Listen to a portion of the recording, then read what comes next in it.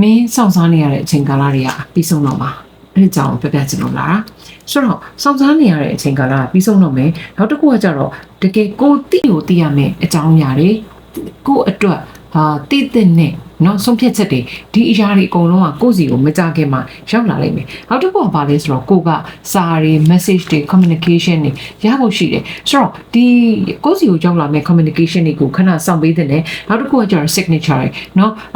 ဘယ်လိုမျိုးအဆင်ပြေလာမယ်ဘယ်လိုမျိုးရောက်လာမယ်ဆိုတာမင်းသိလာပါလိမ့်မယ်ဆိုတော့မင်းစောင့်စားနေတဲ့အရာဘယ်အရာလဲတော့မသိဘူးဒါပေမဲ့စောင့်စားနေရတဲ့အချိန်လေးစောင့်စားနေရတဲ့အရာတွေအရာအလုံးကပြီးဆုံးတော့မယ်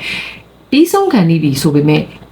အကုန်လုံးတော့မမြင်ရမှာမဟုတ်ဘူး 100% မှာ 100% လုံးကိုသိရအောင်မှာမဟုတ်ဘူး 70% လောက်ပဲသိရပြီးတော့နောက်ထပ် 30% ကိုမင်းသိရဖို့အချိန်လေးခဏစောင့်အောင်မယ်ဒါပေမဲ့မင်းစောင့်နိုင်မယ်လို့ယုံကြည်ပါတယ်အချိန်ခဏလောက်စောင့်နိုင်မယ်ဆိုလို့ရှိရင်ကိုမသိသေးတဲ့ဖုံးကွယ်ထားတဲ့အရာတွေကိုသိဖို့လိုအပ်တဲ့အရာတွေဒီအကြောင်းအရာတွေကကိုယ့်စီကိုရောက်လာတော့မှာဖြစ်တယ်เนาะဒါကြောင့်မလို့